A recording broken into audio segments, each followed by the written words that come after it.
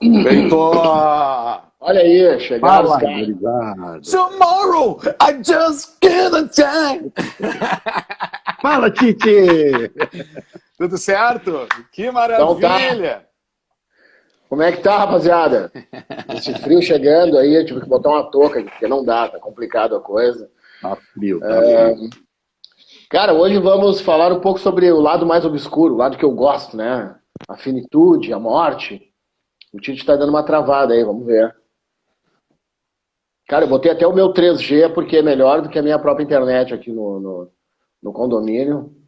Eu mexi no meu modem aqui também. Pois é, fica bem complicado. Mas, bom, enquanto o Tite não vem, vamos apresentando aí Adriano Calvo, né? O nosso baixista de plantão, psicólogo, jurídico e tudo mais. É um prazer estar novamente com os amigos. Já tem aí nossa quarta live, pelo menos a minha quarta participação, né? Nessa série de cultura pop com pinceladas de filosofia e psicologia. E o pessoal tem gostado, eu tenho recebido uma boa devolução das pessoas. Fala, rapaziada! Estão gostando. Voltou, Titi! Não, é que não caiu, é que eu fui tentar tirar a galera que estava entrando ali para eu me enxergar, mas deu tudo errado, então vamos assim mesmo, entendeu?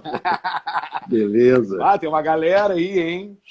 Pois é, tá chegando gente aí. Coisa boa. Cara, então vamos lá, vamos apresentar os bonecos. Meu, cara, vou fazer diferente hoje. Se apresentem vocês, falem que aqui vocês vieram, por favor.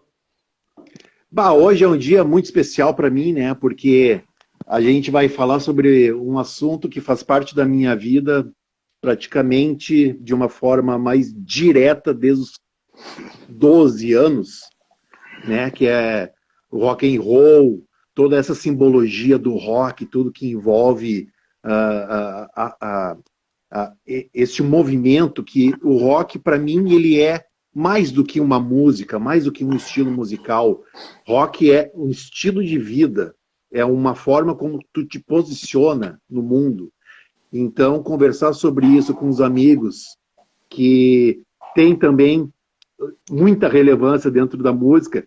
Para vocês terem ideia, o Moreno foi o cara que me apresentou Red Hot Chili Peppers. Putz! O Moreno foi o cara que me apresentou Nirvana. Eu era um Zé Ruela lá no final dos anos 80 e o Marcelo já tinha uma coleção de discos de rock e eu olhava para aquilo assim e eu invejava o cara, né? Ainda tem os LPs, hein? Ainda tem tudo Ainda guardado. tem os bolachão. Tem os bolachões. Então eu fico assim realmente me sentindo numa posição muito privilegiada, porque eu vou estar participando contigo e com o meu brother Tite, que é um músico de mão cheia, é um talento maravilha. Só. E por conseguinte, ele é o vocalista da minha banda, né? E depois a gente vai falar um pouquinho.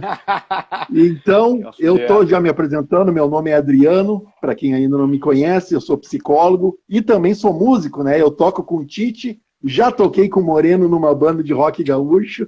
Não sei nem se tu lembra disso, Moreno. Faz tempo, né? Faz anos, nossa. E passo a palavra agora para o meu amigo Tite, esse exímio guitarrista e vocalista performático com uma voz que legal. Com uma voz de locutor. Eu sou Cristiano, né? Pra galera aí que não conhece, né? Tite, meus amigos todos chamam de Tite. E, falar com essa gurizada aí sobre rock and roll, sobre o Clube dos 27, que para mim tem muito significado, né? Fez parte de tudo que eu acredito, do que eu acreditei, do que eu vou acreditar, eu acho, em relação à música. É sensacional, né? A gente tem essa situação aí, essa experiência com a música que o Calvo fala muitas coisas que remetem à mesma vivência que eu tenho, que é a questão de o rock está dentro da gente. Hoje eu ouço muito mais outras coisas, mas o rock vai estar sempre dentro da gente como a inspiração, a primeira faísca, né? O primeiro sparkle, né? De toda a questão musical. Daí depois vem tudo fazendo o seu sentido. Né? Então, estamos aí, tô amarradão de bater o papo com essa galera aí, né? Só tem gente grande aí, então eu tô aqui, né? Tô aqui só curtindo, me divertindo, né? Que é o nosso principal objetivo. Sensacional estar junto com vocês aí. Vambora, vamos tranquilo, estamos tranquilo aí, temos bastante coisa para tocar para frente. Bom, eu, como você sabe, eu sou Marcelo, né? Também psicólogo, filósofo. Eu vou ficar por aí porque é uma extensa área de buscas que eu faço, mas eu gosto mais dessa condição. E hoje eu pensei em misturar algo que eu estudo, que é a finitude, que é a morte, algo que ninguém gosta de comentar, mas ela é necessária, né? É algo que nós vamos saber. Eu sei que o Inter caiu para a segunda divisão e o Grêmio também. E isso pode acontecer inúmeras vezes, mas a morte vai acontecer uma só. E juntar a finitude com o rock, né, nesse Clube dos 27, que é algo tão intrigante que a gente ainda hoje não sabe das crenças, do misticismo, se é real, porque na verdade muita gente vai morrer com 27 anos. Mas, digamos assim, os ídolos do rock morreram com 27 anos de forma muito intrigante. Entre elas, vou só dar uma pincelada aqui, o Kurt Cobain, o próprio Jim Morrison, a gente não sabe ainda, é muito obscuro. O próprio Brian Jones, do Rolling Stones, que depois a gente vai aprofundar mais, também é tudo obscuro, né? Um que fala ali, o outro fala lá, mas o que a gente sabe é que os caras morreram com 27 anos. E a lista é extensa, eu abri a internet para dar uma olhada, tem uma banda que eu amo de paixão, que é o Echo the Bunnymen, dos anos 80, o batera morreu aos 27 anos num acidente de motocicleta. Então, assim, é muita coisa pelo meio dessa. Eu vou iniciar já no Clube dos 27 com o vocalista do White Stripes, que teve um acidente de carro, ele estava sozinho, e ele destruiu o carro dele. O carro simplesmente se desintegrou. E ali a galera já pensou, bom, ele se acidentou, é mais um que vai morrer com 27 anos. O cara só quebrou um dedo da mão. O carro desapareceu. Se vocês procurarem na internet, tu olha e tu vai dizer, tá, o indivíduo morreu. Não, ele não morreu. E aí disseram, cara, tu nasceu de novo. Tu é músico, com 27 anos, tu sofre esse acidente e tu segue vivo. Então assim, ó, para de andar de carro, porque vai dar problema. E por aí vai. Não pega elevador, não olha na janela do 10º andar e por aí vai. Entre outros, né, gurizada? Mas a morte é algo assim, ó, que ela é presente, ela nos circunda, ela vive ao nosso redor. Eu posso atravessar a minha rua aqui e morrer. Eu podia, como eu morava na praia, eu podia surfar num dia e dar de cara com um tubarão, como aconteceu em Imbé, né? Ou sei lá, eu me afogar, cair numa rede. Isso faz parte da vida, não tem como você conseguir, digamos que, ir contra ela, né? Deve ter algo que está escrito para ti e diz lá, Marcelo vai morrer o ano que vem, pelo dia 13 de agosto. Sei lá, eu brinco com essas coisas até, as pessoas ficam bravas, né? Mas eu acho muito simples, né? É como o sol vai nascer e ele vai morrer. E as pessoas modificaram o nome de o sol se põe. Ai de quem disser que o sol morre, mas ele nasce e morre todo dia. Mas ele pode nascer todos os dias, mas ele não pode morrer todos os dias. Ele tem que se pôr. E a música é a mesma coisa, né? Só que é uma vez só. E os caras morreram uma vez e não voltaram mais. Mas vamos começar com as histórias aí. O que vocês trazem com relação ao Clube dos 27, dos mais famosos? Vamos pegar os caras point da jogada mesmo. Por favor. Eu gosto muito. Vou começar, tá, Calbi? Vai. Eu gosto muito porque a gente já tem a referência. Eu tive muitas bandas que as referências vieram do Clube dos 27. A gente teve uma banda que era Forever 27, né? Que era baseado nisso. Um dia a gente chegou, sempre teve essa questão de gostar dessa galera, né? A gente teve, como eu sou um cara noventista em relação à música, não tinha para onde fugir daquele Guns do movimento que estava entrando o grunge, só que eu tinha uma coisa que remetia lá para trás, que era o quê? A gente sempre teve o contato direto com The Doors. Cara, cansei de ir pra praia com a minha mãe dentro do carro ouvindo Doors, cara. Entendeu? Era uma loucura, assim. Nós ia ouvindo Doors sinistro. O que é isso? E veio de um amigo meu que mora em Santa Catarina hoje, sempre gostou, o Cleibe, que tava aí dentro da live. Acho que tá ainda aí. Cara, a gente sempre teve essa questão. O Cleibe falou que estilo é questão de princípios. Isso aí. Esse é o cara aí que acho que foi um grande influenciador meu do Doors. Isso aí há 1000 anos lá atrás, cara. Doors. Depois eu vim aquela história de começar a tocar guitarra, vamos pro Hendrix, cara. Daí, claro, daí vem a pincelada de Janis Joplin, negócio. Eu fico nessa galera e depois entro no Kurt Cobain. Tá? Eu gosto muito deles. Nós estávamos conversando ali antes, eu, Moreno Calvo, e até a gente compactou ali, cara, eu vou deixar pra ti, Moreno, a Janis Joplin, tá? Eu vou pros outros. Tá? Mas Jimi Hendrix, cara, Jimi Hendrix teve uma influência sinistra na minha vida, porque, cara, é tudo que eu imaginei em relação a guitarrista. E daí depois eu fui ver, e aí, Fabi, beijo. Depois eu fui ver que o cara, eu li a biografia dele, né? Eu li uma das, né? Vi a história da vida de Jimi Hendrix, e ele é um sujeito muito mais complexo do que a gente imagina. Começou lá na infância, humilde, dificuldade, com muita afinidade para música. O cara foi paraquedista. O cara era muito mais simples do que a mídia. Não, aqui não é a mídia, né? Do que o movimento pintou. Né? Existe a questão das drogas de Jimi Hendrix. Claro que a galera usava droga porque era conceitual. O que tinha que se fazer naquela época, entendeu? Era anos 60 para 70, é a expansão da mente, são coisas novas entrando, uma mentalidade nova de vida, um novo lifestyle surgindo. E esse cara era um cara que ele ia muito, como ele era muito tímido, de origem humilde, o cara aceitava as coisas que aconteciam. Então chegava um cara lá com AC, vamos tomar? Ele, vamos. Daí chegava um cara com baseado, vamos fumar? Vamos. Né? Daí os caras, então eles iam nessa história. Daí o que ficou? Ficou loucão, o Jimi Hendrix estava sempre loucão. Os caras usavam muito speed naquela época, por isso aquelas mascação de chiclete no palco, que também é uma estileira dele, né? Mascação de chiclete, guitarreira pegando. Então eu acho que isso aí tem um universo muito grande. Voltando ao clube, eu não sei, que a gente estava no início, não sei se é coincidência, eu não sei se é uma grande coincidência ou se tem uma ligação. A ligação que tem nesses caras é a questão mística. Por exemplo, o Hendrix tinha aquela questão já lá no final das contas que ele já estava fazendo aliança com os Panteras Negras, entendeu? Então já entrou um cunho político muito grande dentro da figura do Hendrix, né? Que não era ele foi cobrado, né? Ele foi cobrado pelo líder dos Panteras Negras. Exatamente. Poxa, ele já não era mais só um puta guitarrista. Tu tá longe do nosso país, porque os Panteras Negras era um movimento negro, os Black Powers americanos. E o Jimi Hendrix estava fazendo sucesso do outro lado do Atlântico, lá na Inglaterra. E só tocando com gente branca. E aí deram uma chegada forte. Dele, né? Isso. E aí ele se deu conta, opa, é verdade, eu tenho que puxar os irmãos junto. E nessa tem nuances muito grandes, essa questão musical. Depois, vamos pro Jim Morrison, entendeu? Também era um cara extremamente criativo, um cara extremamente à parte do seu tempo. Ele era um poeta, né? Na realidade, ele era um grande poeta. Ele tinha se formou como uma característica de grande astro de rock and roll, mas ele, na realidade, ele é um grande poeta louco, né?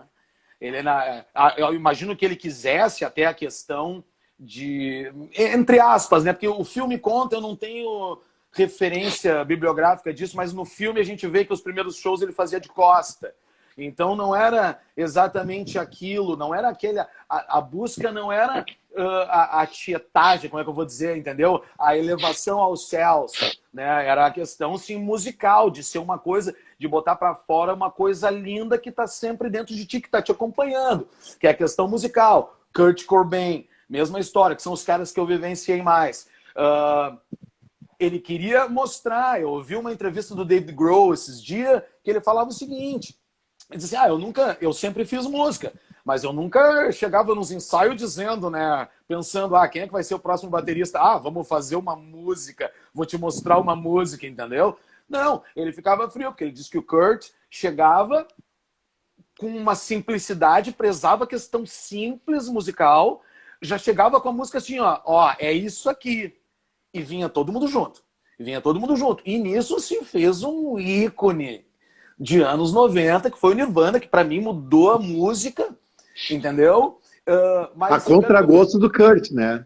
Isso que eu queria pontuar agora, que eu acho que é muito importante, tá? Se vocês analisarem uma coisa, todos esses caras que eu citei agora, vamos botar Janis, mas depois o Moreno fala da Janis. Janis Joplin, Kurt Cobain, Jimi Hendrix e Jim Morrison. Brian Jones também, eu não conheço muito a história do Brian Jones, mas olha só esse viés que eu acho muito Amy interessante. Winehouse. E se vocês analisarem, a Amy Winehouse também. Essas pessoas, quando eles faleceram, eles estavam no auge da sua carreira, mas eles já tinham passado o auge da sua musicalidade. Eles já estavam em declínio. Jimi Hendrix, por exemplo. Jimi Hendrix, depois que eles estouraram com o Jimi Hendrix Experience, ele entrou numa vibração de fazer o estúdio dele, que era o Electric Ladyland. Né? Então ele queria entrar para a fase experimental da música. Ele queria experimentar feedbacks, efeitos, tanto que os últimos trabalhos dele são uma loucura, porque é muito legal, porque tem um quê de estúdio muito forte. Então ele já tinha descido a curva. O público que ainda estava com a curva lá em cima. Amy Winehouse também já tinha descido a curva. Kurt Cobain também já não aguentava o público, porque era notório, isso é histórico, ele xingava o público, e os caras são os babaca. Porque ele estava ali assim, fazendo qualquer merda, e os caras estavam alucinados com aquilo, entendeu? Então e sabe que quando vocês me convidaram para fazer essa live, que eu tive essa percepção, porque eu comecei a pensar nos caras, e comecei, cara, mas esses caras aí já estavam em declínio, o Doors também, o Jim Morrison já estava em outra viagem, entendeu? Já estava muito mais para ficar louco 5 dias do que para fazer som. Tocar. Então esse é um viés que eu acho bacana, assim, desse... Vou passar um pouquinho a palavra, né? Porque vocês já viram, né? Mas tá ótimo, é isso aí, Titi. Cara, mas eu acho interessante e intrigante assim, ó. Vou pro lado da psico agora. Boa. Todos eles destruíam alguma coisa neles. Querem ver uma coisa? O Jimi Hendrix dizia que, aí eu não vou falar na questão religiosa, eu sou mestrando em teologia, tá? Não vamos enlouquecer. Que massa. Mas ele botava fogo na guitarra, que era o principal instrumento dele. Ele dizia que ele tinha que se desapegar das coisas boas dele para ele poder ter uma carreira. Eu não vou falar em pacto com o diabo aqui, tá? Vamos deixar para lá. Mas assim, ó, destruir a guitarra, que era o instrumento principal dele. Ele era um canhoto, confirmem, por favor. Canhoto. E ele não invertia as cordas, ele só virava a guitarra. Não, ele invertia as cordas. Invertia? Invertia as cordas. O que ele não fazia? Ele não tinha guitarra de canhoto. Ele tinha guitarra de destro. Normal e virava. Virava, só trocava as cordas e virava. Até os controles eram mais difíceis o acesso, mas era ele, né? Me diz uma coisa, tá? Eu sou baterista. Quem é o guitarrista que faz isso? Eu acho que o Edgar Escandurra faz isso, né? O Edgar só vira guitarra. Cara, pra virar guitarra, eu já fico assim, ó, me dá um nó no cérebro em pensar em trocar as notas. O cara era um espetáculo de pessoa, é o Pelé da guitarra, tá? Sim. Alguns vão dizer que é o Messi, mas tudo bem. E aí, vamos mais além, assim, ó. Quem mais? A Janis Joplin. Cara, a Janis Joplin, ela simplesmente, todos eles, eu boto todos no mesmo saco, tá? E o perdão da palavra, os caras se autodestruíram. Como o Tite falou, que chegou num pico da carreira, onde o cara vê que ele não tem mais o que fazer e tem o declínio, ele começa a buscar na droga uma autodestruição, um suicídio já anunciado que ninguém nota. Claro que alguns deles, como o Brian Jones, não foi suicídio. O Brian Jones era nadador, cara. Fui dar uma pesquisada. O cara era nadador de nadar todos os dias. O cara morreu afogado numa piscina. Como assim? Então não dá pra entender. Né? Marcelo, só fala quem é o Brian Jones pra galera aí. Pois é, pessoal, desculpa. O Brian Jones foi o cara, tem uma historinha legal, era um integrante do Rolling Stones, que conseguiu ser expulso da banda e ele foi o fundador do Rolling Stones. E aí me corrijam, por favor, não foi o Mick Jagger, né? O lindão lá, o gostosão, ou não foi o Keith Richards. Para o cara ser expulso pelo Keith Richards, e nós sabemos o histórico do Keith Richards, eu li a biografia do cara, o cara chegou, né? Ele era usuário de cocaína, ele simplesmente cheirou o pai, velho. O cara misturou as cinzas do pai, tá na biografia dele. O cara misturou as cinzas do pai com a droga e cheirou, e ele simplesmente expulsou o Brian Jones, mas, segundo as más línguas, o Brian Jones também era um total louco, um total flex, usava de tudo, né? A heroína, que era o pico na época. Então, assim, ó, os caras expulsaram o cara, morreu com 27 anos de idade, e ele não morreu, ele foi assassinado por um empreiteiro da casa dele, que os caras faziam a construção. E se algumas más línguas dizem, o Brian Jones era um cara muito bonito, É um cara muito atraente e ele acabou se envolvendo com a esposa desse indivíduo. E o indivíduo confessou em leito de morte.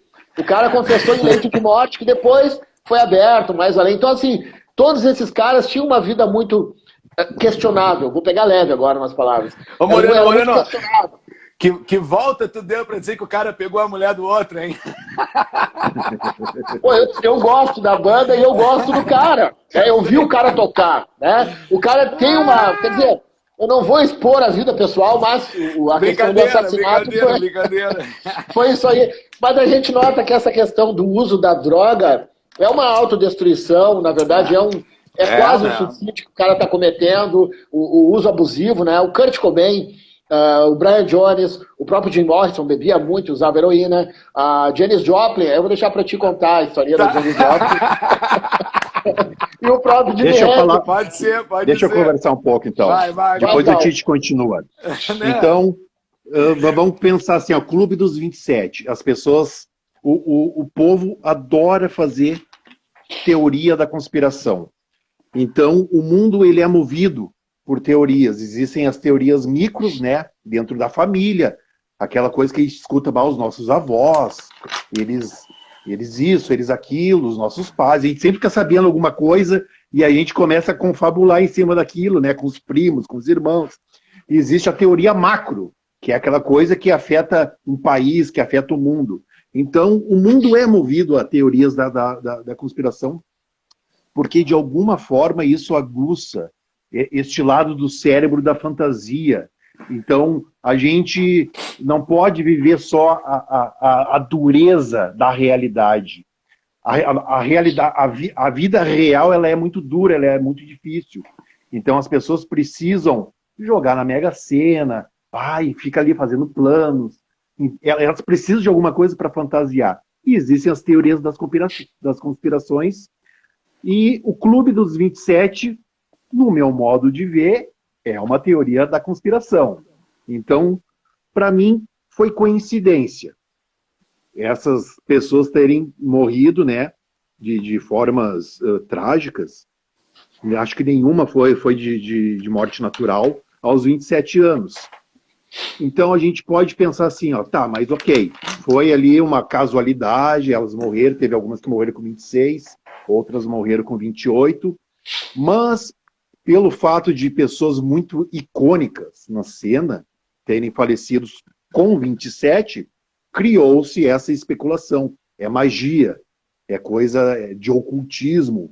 Eles tinham vendido a alma por coisa ruim e ele veio cobrar o preço. Existem inúmeras Roberto teorias. Carlos. Girar o disco ao contrário. Girar o disco ao contrário, pacto com o demônio. A Xuxa. Tem o Roberto Carlos, disco Guerra dos Meninos. Eu nunca consegui ouvir aquele disco que eu ouvi uma vez que tu pegasse o Guerra dos Meninos e botasse ao contrário, aparecia, ia contar o pacto. Nunca ouvi o disco. Por causa disso. O Xuxa, eu peguei o disco da Xuxa e girei ao contrário na música Meu Cachorro Xuxo, alguma coisa assim, o nome da música. Eu nem sei de quem que eu consegui aquele disco, que eu não tinha nenhum disco da Xuxa. E eu girei ao contrário. Olha só como é maluca a coisa, cara. Eu girei ao contrário, eu fui certinho lá onde falaram. Em tal minuto, tal, tu gira ao contrário, que tu vai escutar ela falando, Satã é meu pai, não sei o quê. Aí, pai, eu já fiquei aqui, cara, né? Aí fui atrás do disco, botei lá o meu amigo Xuxo, o meu cachorro Xuxo, no lugar onde eles falaram que era para botar, girei ao contrário e escutei, cara.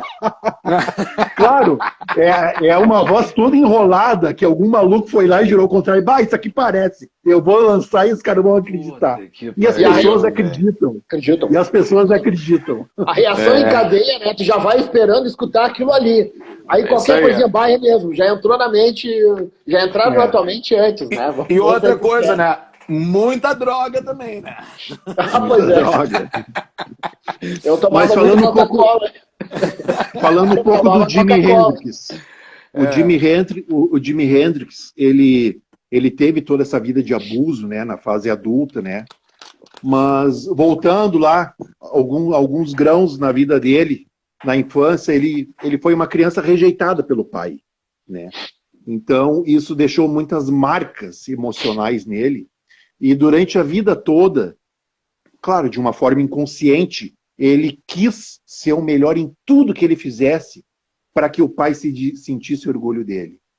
Tanto que quando ele já estava famoso, rico, morando na Inglaterra, ele foi para os Estados Unidos fazer, acho que foi o Woodstock, naquele momento ali que ele estava muito no auge, ele foi visitar a família dele e ele falou para o pai dele assim, perguntou para o pai dele, pai, tu tá vendo onde é que eu cheguei, pai? Sabe o que o pai dele falou? Eu vi, legal. Só. Me empresta algum, me empresta algum. Então, ele, de alguma forma, a negação do pai na vida de uma criança vai deixar traços para a vida inteira dessa pessoa. Sim, com certeza. Então é bom a gente falar sobre essas coisas, porque todos nós somos pais, né? E quem ainda não é um dia talvez seja, porque a gente deixa traços nas vidas dos nossos filhos, né? Assim como os nossos pais deixaram traços nas nossas vidas. E, de alguma forma, a evolução do ser humano é fazer uma análise do que aconteceu e tentar reproduzir de uma forma melhor ou de uma forma menos disfuncional na próxima geração. E assim a gente quer que os nossos filhos também reproduzam nos filhos deles e assim por diante, né? Então, este fato que aconteceu na vida do Jimi Hendrix com certeza deixou traços emocionais praticamente irrecuperáveis. Até porque, sim, muito provavelmente, ele não tenha feito uma terapia naquela época lá. Ah, com certeza. E passou batido, tudo isso, ele com toda essa carga emocional, disfuncional, junto com o talento dele, acabou sendo a receita para dar tudo errado. Porque ele adquiriu a fama, e junto com a fama chega muitas pessoas para usurpar, né? E ele já tinha também, se eu não me engano, ele tinha uma hipótese diagnóstica de bipolaridade. Então, ele começou muito cedo a abusar de álcool. E álcool... Deixa eu fazer uma intervenção só, Calbo, assim, ó. Todos esses aí que nós comentamos agora, James, o Hendrix, o Morrison, o Brian Jones, o Kurt Cobain, todos eles enfrentavam uma certa depressão. O Brian Jones eu não sei, tá? A morte do Hendrix até hoje não sabe, porque ele não gostava de vinho. E na autópsia dele apareceu pílulas que ele tomou e vinho. E ele morreu por asfixia com o próprio vômito. Então, assim, vai entender a causa-morte realmente. Todos eles têm uma certa questão obscura nas mortes. O Jim Morrison é incrível, não foi feita autópsia no cara. Até hoje não sabem como é que o cara morreu. Foi overdose? Não foi. E segundo as más línguas, ele não estava com heroína no corpo. E aí tu já não sabe mais o que entender dessas condições, né? Dessas mortes que tu não sabe. Parece conspiração mesmo, né? O ET de Varginha ali, vamos viajar agora. E aí todo mundo esconde. Olha, teve o ET, mas e aí? Onde é que foi parar? Teve mortes aí, esconde ali, esconde aqui. E daqui a pouco, vamos para a indústria, né? Daqui a pouco, cara, o Hendrix morrendo com 27 anos, o Kurt Cobain no auge, vai vender pra caramba. Tanto que nós estamos falando deles aqui hoje, quanto tempo depois? 20, 30 anos. Os caras viraram ícone, né? E todos eles estavam no auge, mas ao mesmo tempo que chegaram no auge, eles, como pessoas, já estavam em declínio pela questão da carreira. O próprio Kurt Cobain, como o Tite falou, o show no Hollywood Rock, cara, ele se pelou, ele mostrou o pênis pra câmera, ele cuspiu na câmera no Brasil, ele fez um inferno, ele quebrou tudo. Os shows dele eram marcados por quebrar tudo no final. Aí a galera assim, tá, cadê o bis? Você, mas o bis como? Está tudo quebrado. A bateria estava arrebentada. O Kurt pegava, o cara entregava a guitarra novinha pra ele. Tá, vamos começar de novo. Ele pegava a guitarra e já quebrava com tudo. Então assim, ó, o cara chutou o balde, né? Ele não gostava. Ele era um depressivo maior. Ele não gostava dessa condição de astro. Ele negava, como o Tite falou, que chegava lá, o cara só queria tocar aquela condição de Ramones, 3 notas e acabou a história. Isso. Nada de solo. Né, base direto ali, aquele pedal distorcido que eu acho massa pra caramba. Então assim, os caras fugiram daquela condição. Tem um cara que eu sou apaixonado, eu adoro teclado, piano, que é o Tom Waits. O Tom Waits fala uma frase que eu acho interessante, que esses caras devem pensar assim, ele prefere o caminho do fracasso que é mais digno do que tu te vender. E esses caras daqui a pouco pensam que o sucesso deles, eles acabaram se vendendo para uma indústria que a mídia, até na época, botava o Nirvana contra o cara aquele que eu não gosto, do Guns N' Roses, eu não vou nem falar o nome dele. Eles brigavam, eles não brigavam, cara. Sabe? A mídia botava os caras um contra o outro. Diziam que o Kurt Cobain não gostava do vocalista do Pearl Jam.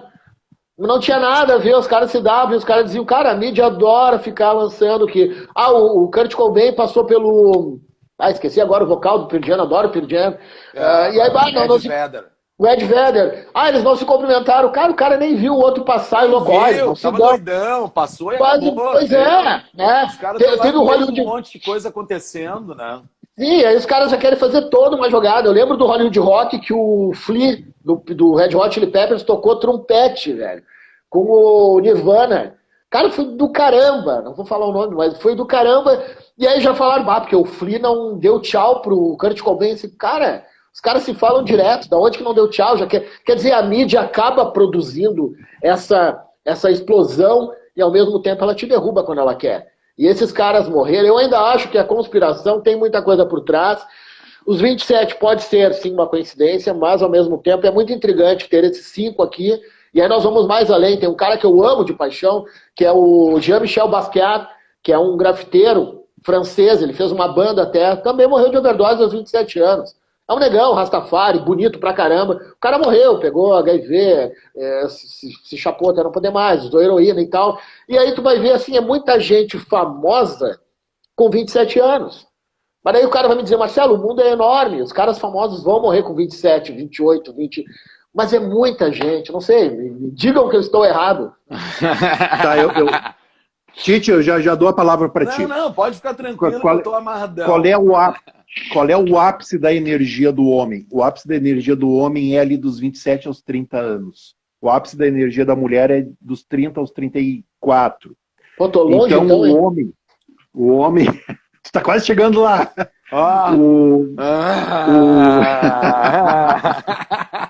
Então, nesta fase, é a fase onde a pessoa está mais energizada. É a fase onde a pessoa se sente super poderosa. Então, ali da adolescência, dos 15 aos 27 anos, é realmente um acúmulo de testosterona, um acúmulo de hormônios. E esta energia, ela pode tanto fazer coisas boas, como pode levar a pessoa à destruição. Porque a pessoa, ela tem uma exposição moral muito grande, ela se sente super poderosa, então ela se arrisca. Coisas que eu, com a minha idade, já nem pensa pela minha cabeça, bem capaz que eu vou fazer, não vou, não vou usar isso, não vou beber isso, não vou fazer aquilo, não vou. Já passou essa minha fase, a minha energia já está na descendente. E em substituição a essa energia, cresceu o intelecto. Então faz com que a pessoa consiga raciocinar, consiga medir os riscos, que enquanto a pessoa é adolescente ou um adulto jovem, ela não faz esse cálculo, porque ela está na impulsividade. E essa impulsividade muitas vezes pode matar a pessoa, né? A pessoa se expõe de uma forma tanto a fazer coisas perigosas, a ter um comportamento adicto. Eu vou usar droga, eu vou beber até cair, porque eu tenho corpo fechado, não vai dar nada, é rock and roll. Então a pessoa tem essas frases prontas na cabeça e segue como se fosse um mandamento. Só que chega uma hora que o corpo apita, o corpo não suporta. Aqui no Brasil não existe heroína, né? É muito caro exportar heroína que é produzida lá na Europa e na Ásia. Mas a heroína, ela tem um poder viciante gigantesco. As pessoas que consomem heroína de uma forma impulsiva e não tem um acompanhamento profissional ou um holding familiar para ajudar essa pessoa, impreterivelmente essa pessoa vai morrer de overdose. Porque a tolerância de uma pessoa que usa heroína, ela sobe muito rápido, a tolerância vai subindo. Então, cada vez ela tem que consumir maior quantidade. E chega uma hora que o coração velho explode, não aguenta. Né? É uma dose tóxica, venenosa, que a pessoa tem que ingerir para ter o barato, que infelizmente o coração para. Mas aqui a gente tem cocaína, né? Cocaína, os derivados de morfina, o Moreno já trabalhou muito em hospital, ele deve conhecer muitos casos de profissionais da saúde viciadas em opioides, em morfina, em benzodiazepínicos, em medicação. Então, tudo isso aí tem que tomar cuidado, porque o corpo aguenta até um certo limite, mas dali para frente já não aguenta mais. Vai explodir. Pois é uma condição bem interessante. Eu estava lendo aqui, abri aqui, Benjamin Keogh, vocês conhecem?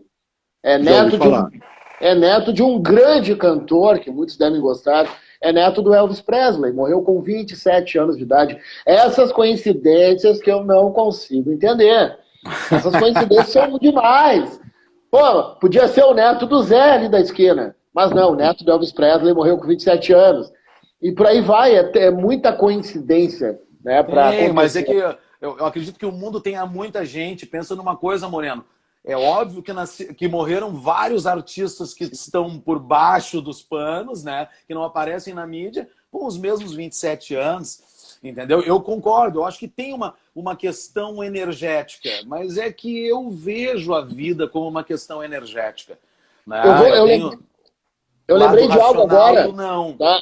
Eu vou fazer uma homenagem a um grande amigo que eu tive na infância, que era baixista da minha primeira banda de hardcore, de punk rock, Atritos, que era o Ricardo Novax Machado, conhecido como Lupa, ou Billy. O Calvo vai lembrar dele.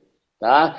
Sim. Cara, ele morreu, ele era usuário, a full mesmo, assim. Fui no enterro dele, muito terrível aquilo. Ele morreu com 27 anos de idade.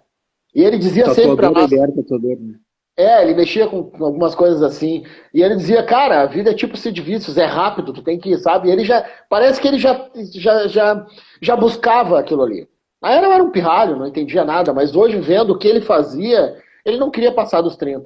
E caiu cara, o cara morreu com 27 anos de idade. Ele usava muita coisa mesmo. Ele chegava nos ensaios assim, ó, ele não sabia. Ele era o Sid Vicious dos Sex Pistols. Era nós tocando guitarra, vocal e bateria e ele perdido, né? Nós desligava o contrabaixo dele, que era algo que o Sex Pistols fazia no show, porque o Sid Vicious estava muito louco. Então, abaixa o baixo dele, mas o Sid Vicious era... A imagem da banda, ele tinha que estar lá, né? O Billy no show era a mesma coisa, cara. Nós baixávamos o contrabaixo do cara pra ele só aparecer, porque era parceiro, era um grande amigo que eu tive, um cara que... Mas era um loucão total, era junk, né? E acabou indo nessa aí aos 27 anos também. Mas Moreno, faz parte. Quem é que nunca quis ter aquela correntinha com o cadeado, cara, do Sid Vicious, meu?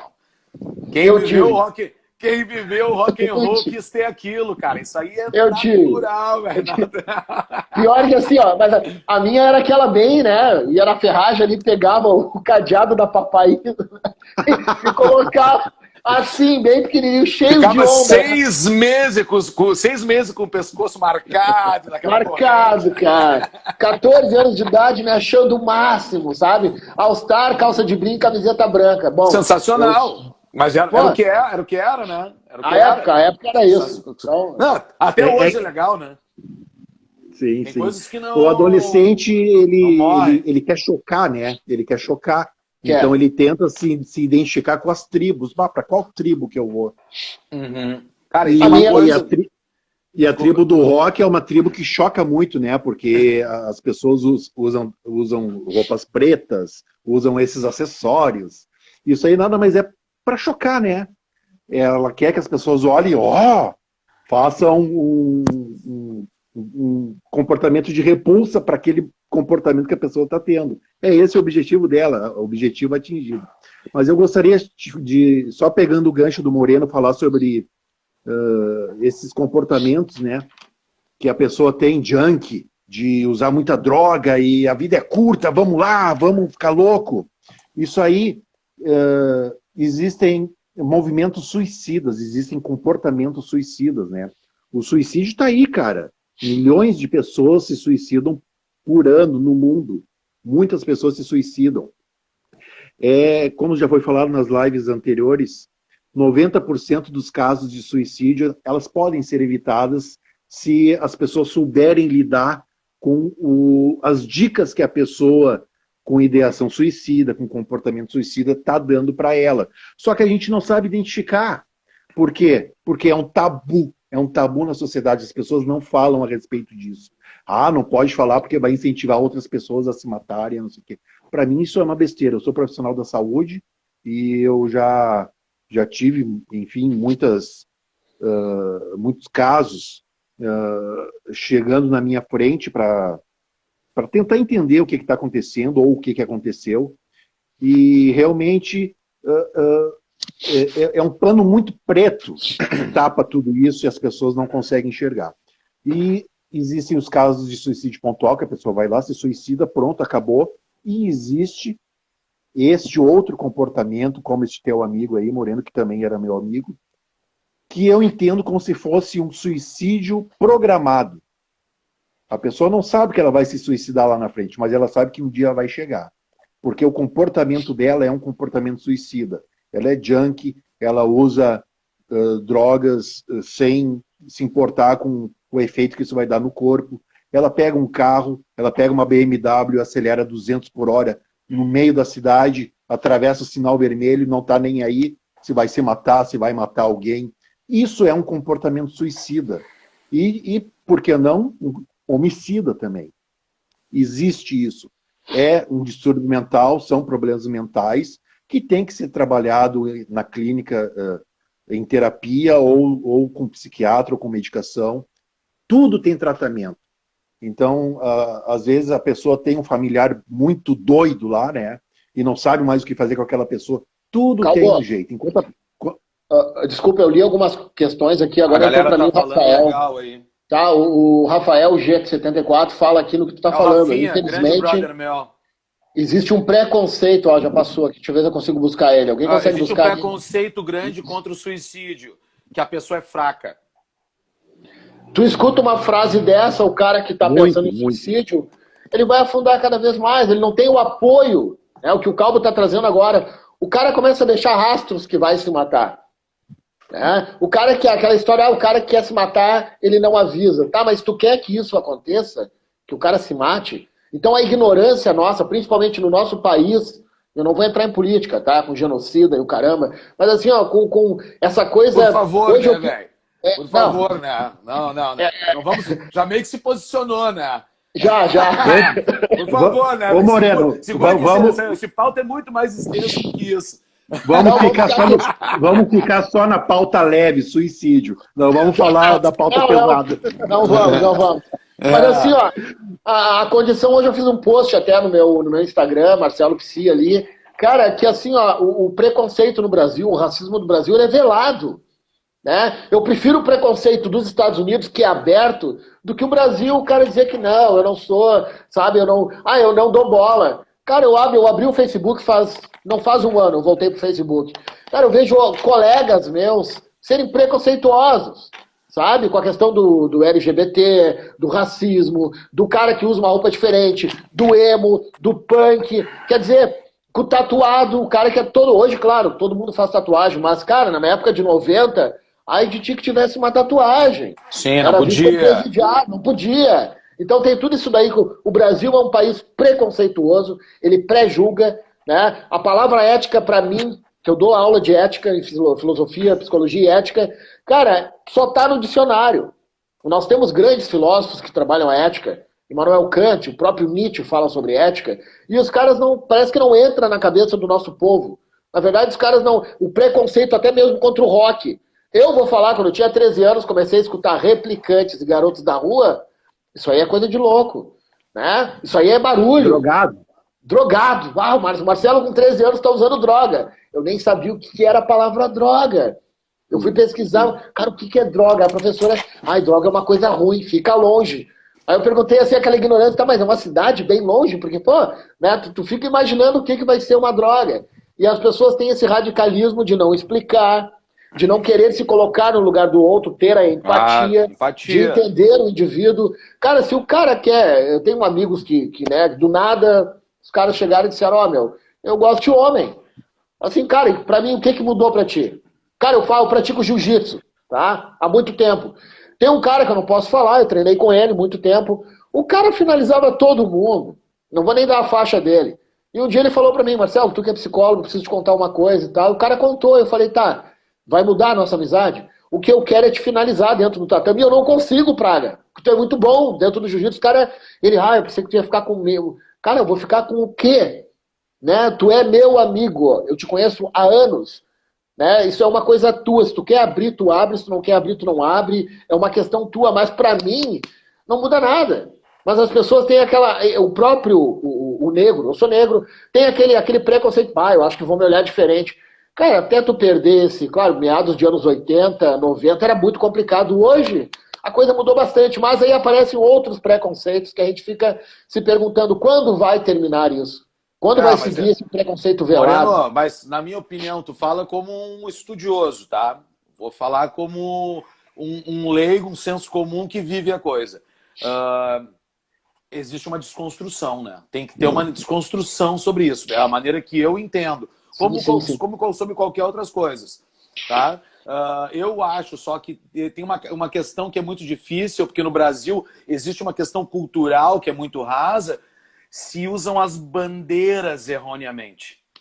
Entendeu? Todo mundo tem uma bandeira. E essa bandeira ela é justa. Essa bandeira ela tem que ser respeitada, só que ela é usada em formas escusas, né? Ela não é usada para o que ela teria que ser feito, né? Não, eu vou ter uma bandeira porque eu quero ser um político, porque eu quero ter relevância na internet, porque eu quero que isso ou aquilo, como vocês podem saber muito mais do que eu, é a questão muito mais estudiosa da questão, da parada, né? Da questão da bandeira. Isso eu acho que assim, como leigo, e um leigo que vive a vida, que entende, cara, eu morei fora, eu sempre tive essa questão de desconstruir isso. Porque quando eu morei no Canadá em 2002, cara, pra eles eu era um cara, o preconceito era sobre a minha pessoa. Eu não sou tão escuro de pele assim, mas o brasileiro, para todo mundo fora do país, é negro. Porque nós somos 70% de pardos e negros. Entendeu? Daí os caras vêm, tu sabe, cara, tu trabalha, sistema prisional, mas 70% do sistema prisional é pardo e negro, mas nós somos 70% pardo e negro. Nós somos enxergados como negro em qualquer lugar. Eu posso ser, meus filhos são branco que nem papel, eu sou um pouquinho mais corado, cara, e se nós estiver com a família fora, se eu sou do Brasil, os caras olham. Hoje mudou muito isso, né? Mas os caras olham para ti como uma pessoa diferente. Mas só que existe o universo individual que é muito respeitado, pelo menos na América do Norte, que eu gosto muito e já tive, o universo individual é muito respeitado, entendeu? Se tu deixa alguém entrar, é legal, se tu não deixa, não acontece, né? É uma questão bacana de se trabalhar. Eu acho que a única coisa que não é preconceituosa é a morte, né? Porque ela pega preto, branco, homossexual. Ela vai derrubar todo mundo. Não vai... A morte é o movimento da vida mais democrático que existe, né? É isso aí. Titi! Vamos voltar! E a Janis Joplin, hein? A Janis Joplin. Titi, eu tenho uma pergunta para ti, Titi. Tá, calma aí. Me pergunta. A gente está nos últimos 10 minutos. Eu te falei que passa rápido. Coisa boa. Tá gostoso demais. Tu foi convidado para essa live, em primeiro lugar, porque tu é uma pessoa excepcional, uma pessoa muito carismática e com um intelecto superior. E também porque tu tem uma banda chamada Code 27. Em bom português é Código 27. Código 27. Me diz por quê. Porque o que o Clube dos 27 tem a ver contigo, com a tua vida, com a tua história, com a tua música? Por que tu pensou isso? Código 27, quando a gente sempre teve junto. Sempre teve junto em função das influências de rock and roll, influência de Jim Morrison, influência de Jimi Hendrix, influência Kurt Cobain, Nirvana, Janis Joplin. Onde é que veio? A gente acha intrigante. Eu acho que é sobre o que se baseia toda essa nossa live, que está muito bacana, que está muito legal, que o pessoal está aí agradecendo todo mundo. Acredito que seja a minha última fala. Eu vou me estender um pouquinho. Agradecer toda a galera que viu aí, pô, que bacana, sensacional. Código 27. Tu te considera um sobrevivente do Código 27? Cara, de certa forma, sim. Porque eu fui um entusiasta dos excessos. Fala um pouquinho disso, depois tu fala da outra coisa. É isso aí, durante toda a minha vida, ela foi baseada em excesso de amor, excesso de coisa errada que o cara fez, excesso de rock and roll. Eu acho que o excesso está dentro disso. E vem naquela questão das drogas lá que tu estava falando, que eu não quis pontuar no meio, quando o pessoal se droga, junk e coisa, vive de excesso. Enfim, traduzindo toda essa sistemática dos nossos excessos, do que aconteceu na nossa vida, a gente sempre teve junto com essas influências. E a gente sempre teve essa questão peculiar de se perguntar, porra, mas por que os caras morreram com 27 anos, né? Que loucura isso, né? É coincidência? Não é? O que é isso, né? E isso sempre rondou a nossa cabeça. E tem até um quadro muito legal, que é o Forever 27, que é... Eu não me lembro qual é o artista, desculpa. Mas ele tem uma... Ele remete um relógio do Salvador Dalí, ou Dali. Alguém pode me corrigir aí? Dali. E, Dali. Cara, então tem assim, ó, tem o Jimi Hendrix no balcão, Jim Morrison no outro balcão, Janis Joplin lá no canto, e chegando Kurt Cobain, entendeu? Pela porta de entrada, assim. Cara, aquilo lá me marcou muito. Depois eu vou mostrar pra vocês. Eu devia ter trazido a fotinho. Vou atrás disso aí. É sensacional. Cara, e dali veio. Então a gente nunca conseguiu sair do 27. Nunca conseguiu. Nós passamos do 27 em idade, né? Bastante já. Mas a gente não conseguiu sair dessa temática do 27. Tanto que a banda que o Calbo faz parte, que é... O Calbo é o meu companheiro musical, né, cara? O Calbo foi o seguinte, no primeiro ensaio, eu chamei ele, vamos começar a fazer música própria. Mostrei uma música pra ele. 2 semanas depois, ele chegou no ensaio e não tinha tirado a música. Eu enlouqueci com ele, cara. Queria matar ele, velho. Mas, enfim, o Código 27 sempre esteve junto com a gente. Uma palhinha da Janis Joplin, tá? A Janis Joplin, aquela historinha da Janis Joplin. A Janis Joplin, ela, obviamente, sempre foi depressiva, né? Obviamente não, né? Como o padrão desse pessoal, né? Depressiva, usava drogas. E a gente ouve aquela historinha mítica de que ela foi o primeiro bullying do rock and roll. Que ela foi... Como é que ela foi... Me ajuda, Morena. Ela foi... como é que ela recebeu... Foi eleita. Ela recebeu o título de o garoto mais feio da escola. Isso. Isso é óbvio que passou a vida inteira abalando ela, né? Porque ela tinha uma aparência difícil, né? Ela não é tão palatável que nem tu olhar, porra, sei lá, pensa em alguém bonito cantando aí, mas tem um monte, né? Tu pegar enfim. Então isso acompanhou ela, até que quando eles vieram pro Brasil, ela passou 10 dias em reabilitação no Brasil, porque ela teve um aborto antes, engravidou, teve um aborto, veio pro Brasil, até porque tem aquela história do Serguei aquele, não é? O Serguei, que é o roqueiro aquele que parece o Mick Jagger, que é o deformado. Não é? Depois de passar um caminhão por cima, né? Agora é cruel. Exatamente, cara. E o Serguei, que eles fizeram um threesome lá, né? Ele, sim. Mick Jagger, Janis Joplin, era todo, coisa linda. Mas, enfim... Cara, imagina a cena, imagina. O Código 27, o Código 27 esteve junto sempre. Sempre junto. O Serguei tá vivo ainda? Sim, não. Cara. Não, faleceu ano retrasado. Porque, cara... Toda a entrevista que eu via do Serguei era ele assim, ó. E Janis Joplin pra lá, Janis Joplin pra cá. E, sabe? Pô, eu acho que o maior... Cheio de gíria, né? Com aquela peruca. Aquilo aí é peruca, né, velho? Não, aquilo não é cabelo, é peruca. Não, tem que ser, né? Tem que ser. Perucão. Assume que fica mais bonito. Assume que fica mais bonito, né? Devia ser transcendental um show do Serguei, né, cara? Cara, devia ser pelo menos um show, né, cara? Uma peça de arte, assim, porque devia ter coisas cômicas, tipo pastelão no meio da performance, né, também, né, cara? Não, ele se achava um showman, né, cara? Sim, Mas agora, não dá pra sim, destruir. sim. O Tite falou uma palavra bem interessante que a gente usa muito na filosofia, a desconstrução. O Lacan desconstruiu Freud para fazer algo que era dele. Eu acho que até fez melhor. Vão me execrar o que eu estou falando agora. Não, a desconstrução ela nunca é assim, ó, um malefício. A desconstrução, tu vai ler a obra de alguém ou vai escutar o disco de alguém para fazer o teu som, para fazer o teu livro. E a desconstrução, eu vejo ela como saudável, de alguma forma. Porque tu vai entender da obra do cara para tu fazer a tua, mas tu não vai destruir exatamente. Tu vai desconstruir.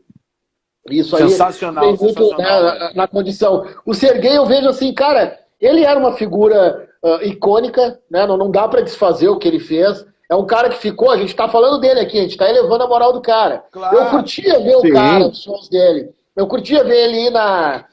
Ai, como é que é a mina do Canal 4? Eu não olho mais televisão. A Luciana Gimenez. Ela vivia chamando o cara, aí às vezes eu ia na casa da minha mãe, justamente a minha mãe, o cara aquele que tu gosta. Mãe, eu não gosto de som aí, mas tudo bem, vamos olhar. E aí tava lá o Serguei. Cara, ele era um showman, ele chamava atenção. Então ele tem o seu valor dentro da música, né? Não era um cara... Sim, ele entendia de rock, com certeza. Né? O cara entendia de rock. Mas ele era um pouco estranho, egocêntrico, total, assim, dava pra ver, né, e tal. Então tem o seu lado bom, sim, que tem que ser reconhecido, né, não dá pra... Mas que ele era realmente muito estranho, o Serguei. Uma figura que, pô, o cara pegou a Janis Joplin, né, velho? Mas ninguém aqui do Brasil pegou, pelo jeito. Deve ter pego, a gente não sabe. Mas ele era, né, escancarado. Era bem liberal, né? É liberal, né? O amor tem que ser livre, na realidade, né? O amor tem que ser livre. Olha ali, ó. Olha ali, um amigo meu, ali, um grande amigo que eu tenho, o Rafael Becker. O cara me deu uma força ano passado que é... Confessa, Marcelo, é fãzaço do Serguei. Fãzaço, matou. Vou te mandar um pix depois, tá, alemão? Coisa boa. Deixa eu contar. Galera, é o seguinte, o papo tá bom, tá ótimo, mas nós temos pouco tempo para encerrar. Já passou 1 hora, as lives são assim. Eu tô tentando ir para uma live mais descontraída, deixando um pouco daquela coisa rígida da psicologia, não tô afim de ir para um lado muito intelectual, que eu não sou intelectual, eu sou um metido, tá? Eu sou um metido no meio do estudo, gosto de estudar, gosto de aprender. Eu acho que a cultura pop é muito melhor, é muito legal.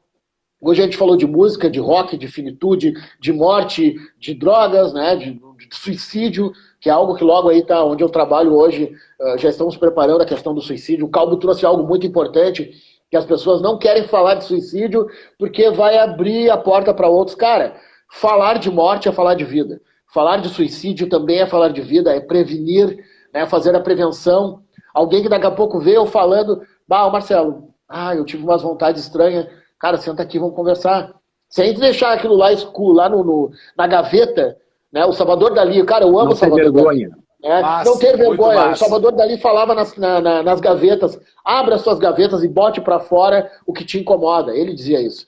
É um sujeito muito questionável também, mas a obra dele enfim, não tem como... Eu tenho 2 quadros dele, até tá na praia, eu tenho que buscar. Sensacional, eu nunca vi um pintor igual aquele ali, mas a vida dele também era muito louca, tá? Não vai atrás. Não sei como é que passou dos 27. Mas, assim, ó, a gente desconstruir essas coisas todas. Eu tô a fim de fazer lives mais igual a essa, né? A última também foi maravilhosa com o Jaime. Pô, o Jaime trouxe alta, ele é farmacêutico, e aí botou as condições que eu e o Calbo, nós somos especialistas. E a gente agora tu vai ter que citar o François também. Pô, o François, cara, o François, eu sempre falo, é o nosso francês. O cara tem um cabelo repartido, velho. Tem uma postura. O François tá coroa igual a nós, barrigudinho, gordo. Mas é um charme aquele homem, cara. O cara eu não tô barrigudo. Eu não tô barrigudo. Eu já tô. Eu não posso fugir claro dessa. Claro que sim, né, Marcelo? Claro que sim. Não tem como. Careca e barrigudo.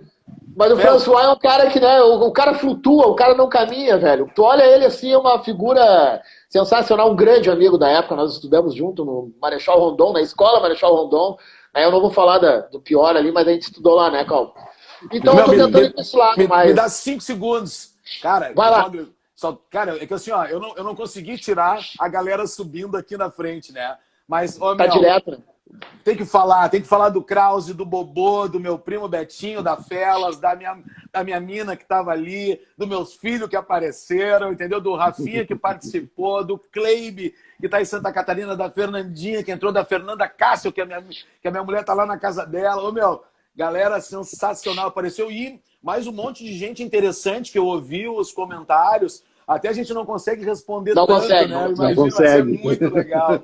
Fiquei amarradão mesmo. Muito obrigado por me convidar para essa live. Sensacional. Minha quarta-feira foi completa, né, cara? Sensacional mesmo. Obrigado, Calvo. Obrigado, Moreno. Moreno? Moreno, pode chamar de Moreno. Moreno, velho. Moreno, né, velho? Quebramos o paradigma esse do... o seu Marcelo Franco. Seu Marcelo. Né? Não dá. Galera, eu quero agradecer de coração para vocês. Tite, um prazer. Tô te conhecendo hoje ainda, né? Conversamos há 2 dias e tal. Isso aí. Vamos marcar um ensaio. Quero voltar a tocar bateria. Tô tocando gaita também. Tô indo atrás Vamos de outros. vamos fazer um som. O Calvo tá me devendo aí. Vamos marcar. Calvo, mais uma vez, né? Parceria de sempre aí. Estamos seguindo essa vibe aí na cultura pop, misturando a psicologia, a filosofia e o que tiver pra gente poder colocar de assunto e fazer um papo mais descontraído, porque essa coisa muito elegante não é a minha, né? Eu gosto da coisa mais descontraída mesmo. Não é a nossa, né? Não é a nossa. Calvo, tuas considerações. O cara, o Barreto, um amigo meu, falou assim, como é que é? Que bonito teu cachecol. Eu fiquei rindo. Tu viu? Eu ia elogiar ainda. Calma, tá bonito hoje. Hoje tá bonito. Valeu, obrigado. Tá estiloso, É uma peça de brechó que eu comprei porque eu vou ter que tocar um show com isso aí, né? Muito legal. Vem na live, tá Mas bom. eu agradeço mais uma vez, Moreno, por ter lembrado da minha pessoa e estou à disposição para as próximas lives. Vamos lá. Muito legal a repercussão, porque essas lives elas ficam gravadas e as pessoas vão assistindo durante a semana, né? Porque elas não têm tempo de assistir, ou de uma forma integral, ou no dia que ela está acontecendo. E elas vão repercutindo comigo, inclusive hoje, lá no meu local de trabalho em Novo Hamburgo, uma colega da saúde mental me parou. Pai, eu vi alguma coisa na internet sobre saúde mental. É verdade. Eu tava isso aí, lá. que massa, que então, massa. Tu vai ver isso aí, Tite, as pessoas vão te abordar por um tempo ainda, e é muito legal que as pessoas estão chegando, estão gostando, o feedback é muito verdadeiro e positivo. Que massa. E eu só tenho a agradecer. É isso aí, gurizada. Calma, obrigado, Tite. A live fica gravada no meu Instagram, mas também fica no canal do YouTube do Calvo. Fala aí, Calvo. Isso. Psicobreve. Canal Psicobreve. Existem outros canais Psicobreve, mas o meu é que tem a foto de um balão subindo. Então, acessem lá no YouTube. Acessem no YouTube o canal Psicobreve, que eu tenho copiado para lá todas as E pode me analisar lives. também, que não dá nada. Galera, até a próxima. Valeu, um abração. Foi, Oh! tchau, galera. While I kiss the sky. Abração.